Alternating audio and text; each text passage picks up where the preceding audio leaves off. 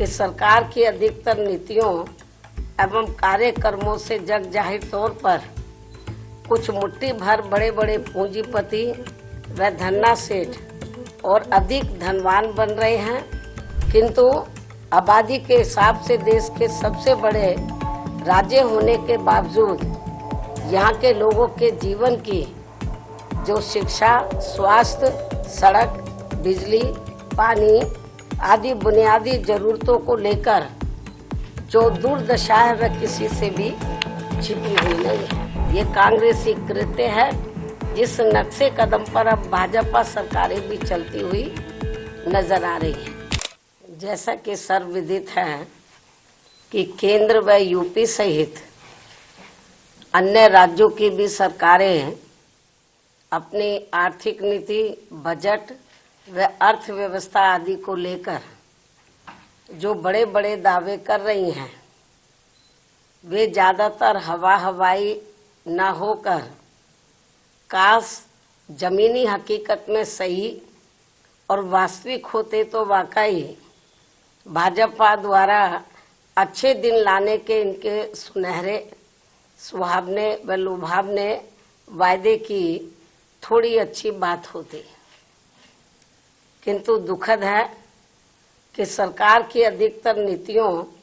एवं कार्यक्रमों से जग जाहिर तौर पर कुछ मुट्ठी भर बड़े बड़े पूंजीपति व धन्ना सेठ और अधिक धनवान बन रहे हैं व इन जैसे लोगों की संख्या दिन दोगुनी व रात चौगुनी बढ़ रही है, जो कि ये सरकार की पूंजीवाद समर्थक नीति का जीता जागता प्रमाण है। जबकि सरकारों का सही व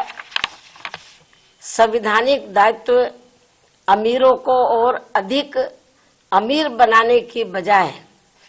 यहाँ के दलितों, आदिवासियों, पिछड़े वर्गों व अन्य मेहनतकश समाज से संबंधित रखने वाले करीब 125 करोड़ नागरिकों की गरीबी, बेरोजगारी व हर प्रकार के इनके पिछड़ेपन को दूर करना चाहिए, ताकि इन सबका थोड़ा भला होकर इनके त्रस्त जीवन में बहुअपेक्षित व बहुप्रतीक्षित सुधार लाने की संवैधानिक मंशा पूरी हो सके। लेकिन ऐसा नहीं करना स्पष्टतः सरकार की गरीब विरोधी नीति व कार्यकलाप ही कहलाएगा। और यूपी व देश के ऐसे बिगड़े हालात को लेकर हमारी चिंता स्वाभाविक तौर पर इसलिए है क्योंकि अम्बेडकरवादी सोच व चिंतन वाली पार्टी बीएसपी इन्हीं वर्गों के शोषित, पीड़ित करोड़ों लोगों को अपने पैरों पर खड़ा करने के लिए अस्तित्व में आई है और परम पूज्य बाबा साहब डॉक्टर भीमराव अम्बेडकर के जीवन आदर्श की तरह ही लगातार संघर्षरत भी है तथा साथ ही उत्तर प्रदेश में 4 बार मेरे नेतृत्व में रही सरकार में सामाजिक परिवर्तन व आर्थिक मुक्ति का ऐतिहासिक सुधार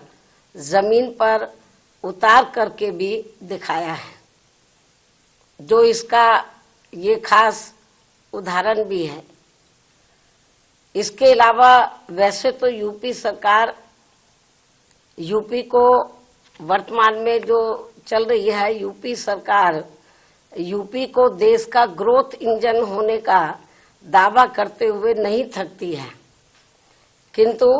आबादी के हिसाब से देश के सबसे बड़े राज्य होने के बावजूद यहाँ के लोगों के जीवन की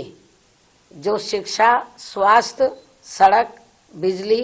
पानी आदि बुनियादी जरूरतों को लेकर जो दुर्दशा है वह किसी से भी छिपी हुई नहीं है। केंद्र की तरह यूपी सरकार के पास भी धन की कमी नहीं है, लेकिन इसका इस्तेमाल